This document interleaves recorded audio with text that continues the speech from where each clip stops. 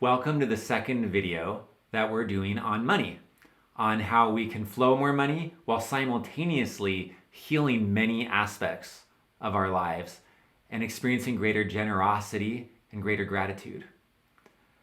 This is the second video, like I said. If you haven't watched the first one, it's linked in the description below. Go check out that first. It's good to watch these videos in the sequence.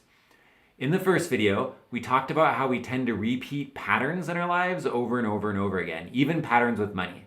And we talked about that from a psychological perspective. Today, we're going to look at the spiritual perspective of that same process. To start, I want to share a quote with you. I'll link the reference for this quote in the description below. But this quote is one I grew up with in my own faith tradition. And it's a quote that's really important to me, that I thought about a lot as I was growing up, and that as an adult, it's come to be the doorway to a lot of precious truth for me. Here it is. All spirit is matter, but it is more fine or pure, and can only be discerned by pure eyes. This is an interesting idea, the idea that spirit is actually matter, which is a more fine or pure kind. And as I got older, this quote pointed me towards something important. That I could learn about spirit by looking at quantum mechanics. Quantum mechanics is the scientific study of very small matter that's more fine or pure. And quantum mechanics looks at electrons, protons, neutrons, and interestingly, photons, which are the little tiny pieces of matter that make up light. And light's an important spiritual word, right? So we look at these little tiny pieces of matter that make up everything. And I believe that as we look at these little pieces of matter, we can learn something about spirituality. First lesson we get from quantum mechanics is that very fine matter, very small matter, is both energy and matter at the same time. Very, very small things act like a wave energy and act like a particle all at once. It's almost like they're little waves of light or waves of energy bundled up into little points in space. And this is really neat because it means that depending on how you interact with the photon or electron, it might act like a wave or it might act like a particle. It has some of the advantages of both. And it's interesting to think about how spirit is both energy and matter at the same time. Also, speaking of time, small particles, the way the math works out is that very small particles aren't really subject to time the way you and I experience every day. They do experience cause and effect, but the cause and effect can go forwards or backwards in time. And that's really, really, really interesting to me. And we're gonna, and particularly in some of the later videos, we're gonna go deeper into that and deeper into how spirit isn't subject to time. Also, these small particles aren't subject to space the same way that you and I are. If there's an electron in your body, an electron in Japan, and those two electrons are entangled, the electron in your body can instantly influence the electron in Japan. Not at the speed of light, I'm talking faster than light. It's instantaneous. I mean, we wouldn't expect if you to be able to, push your hand out and make a piano in Japan, push the key or something, right? For a piano in Japan. That doesn't really work. But electrons do that. They're not subject to space the same way that big things are, like you and me. And so I take from that in the world of spirit, that time doesn't work the same way, space doesn't work the same way, and energy and matter are sort of like one thing all at once. And with that as a basis, we can start to understand some spiritual principles that I have learned to be true. And as I share these principles, listen to what your spirit and your body say to you. Do these principles resonate with you? Do they feel true to you? Okay, so the spirit part of us, right? The spiritual or energetic stuff that's coming from us all the time, coming from our spirits and our bodies, is like energy coming out of our bodies, frequency that comes out of us. And this energy can affect other people. An example of times when this happens is if you walk into a room and someone's like really, really, really sad, walk into the room and you instantly can just like feel the sadness.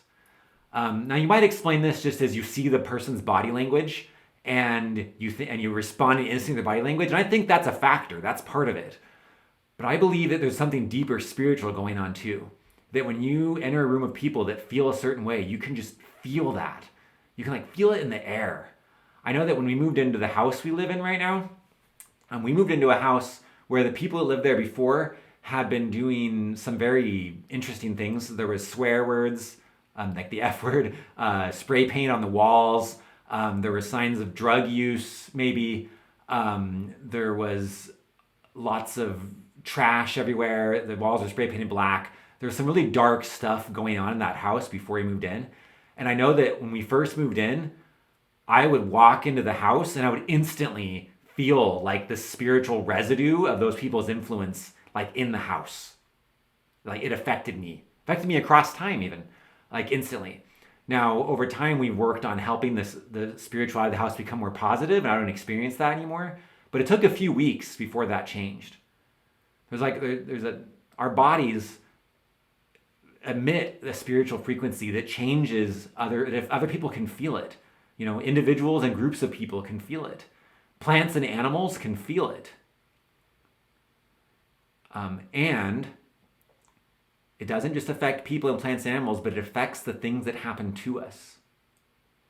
If I'm putting out a certain frequency to everything else, right? Because everything's made of electrons and protons. Everything's made of spiritual stuff. And if I'm putting out a frequency to everything else that says that I expect things to happen to me a certain way, then events in the world somehow transpire in a way that brings that about, right? I send a frequency to people that says, please yell at me.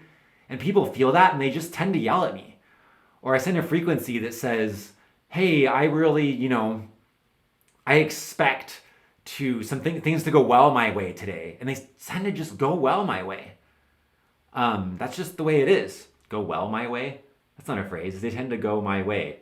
Anyways, you know what I mean. Also, this works with money. If I'm putting out a frequency that says that I expect money to behave a certain way in my life, then it tends to happen, right? If I want money to show up, it tends to happen. If I don't want money to be in my life, it tends to happen. If I want money to constantly create stressful scenarios for me, it tends to happen. If I want there to be just enough money that I'm barely making it, that will tend to happen. And so, according to psychology, if my mind has learned to expect money or something else to show up for me in a certain way, and my mind wants that because my mind wants things to stay normal, like we talked about, then my mind will interact with the spiritual parts of me or the energy of me and will keep creating that over and over and over again. So if you keep having the same experience with money over and over again, or the same experience with other things, could be the same experience with health, the same experience with people, the same experience with your living conditions, same experience with whatever, it could be that you're spiritually creating that. And that's important. It's important to take ownership of that. Recognize what a powerful creator you are. Oftentimes when things keep going bad for us, we sometimes blame God. We say, oh, why does God keep doing this to me or keep putting this in a situation over and over and over again? Why doesn't God love me? But what if it's not God creating it? What if God gave you agency and gave you power and made you a creator and you're creating it? And I want to give you a chance to experience for yourself how powerful this principle can be.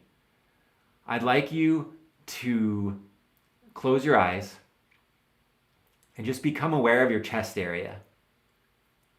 Become aware of the very center of your chest. Breathe a little. Now go deeper. Go even deeper than the very center of your chest. Deep, deep down into the deepest parts of who you are.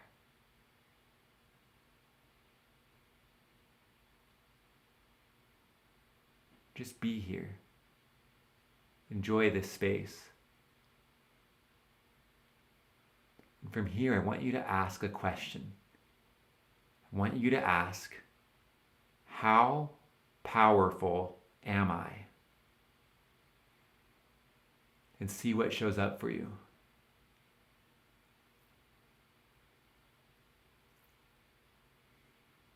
How powerful are you? Ask yourself, what can I create with my spirit? And see what you learn in this space.